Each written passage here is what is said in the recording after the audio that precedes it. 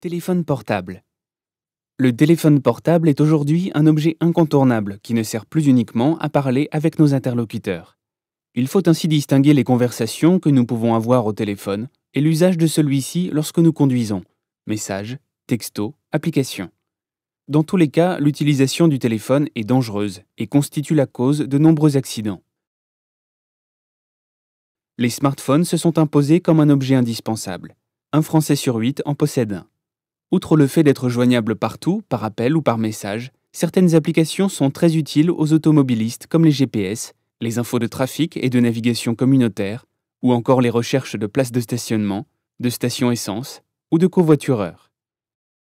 Face à cette utilisation multitâche de notre téléphone et son impact désastreux sur la conduite, il est désormais interdit de téléphoner même avec un kit main libre ou une oreillette Bluetooth, mais aussi de faire usage du téléphone, c'est-à-dire de le prendre en main pour le manipuler ou pour le regarder.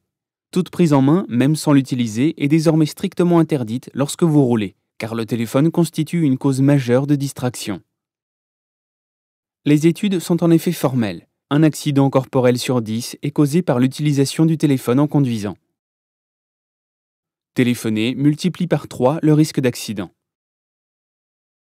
Et écrire un message multiplie le risque d'accident par 23. Lorsque vous rédigez votre message, vous pouvez ne plus regarder la route pendant presque 6 secondes.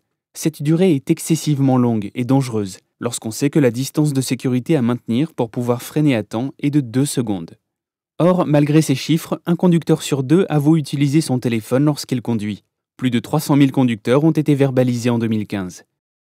Et un tiers des conducteurs admet lire leur message et regarder leur téléphone dès qu'il sonne. Néanmoins, certains usages sont encore autorisés. En effet, téléphoner grâce au dispositif intégré au véhicule demeure autorisé. Cependant, notez bien que cela diminue fortement votre attention et peut vous faire détourner votre attention de la route. Tous les usages du téléphone, même ceux encore autorisés, ont des effets négatifs et très dangereux sur la conduite. N'attendons pas que la loi change pour adopter certains comportements sécuritaires. Prenons juste l'habitude de ne plus téléphoner au volant. Finalement, la plupart des conducteurs essaient de rentabiliser leur temps de trajet en passant des appels, en prévenant des contacts ou en prévoyant leurs futures occupations. Ce sont ces habitudes qu'il s'agit de changer. Pourquoi ne pas considérer la conduite comme le moment privilégié du droit à la déconnexion ? Vous êtes enfin injoignable et tranquille. Profitez donc de ce moment. Le téléphone portable est un fabuleux outil de communication qui est aujourd'hui bardé d'applications, mais qui est totalement incompatible avec la tâche de conduite, qui est, je vous le rappelle, une tâche complexe et multiple.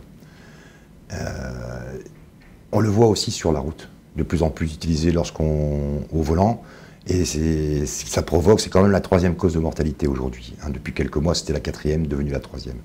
Et c'est ce qui est arrivé à un petit garçon de 4 ans, qui était assis à l'arrière du véhicule, conduit par sa maman, assis dans un siège adapté à sa morphologie.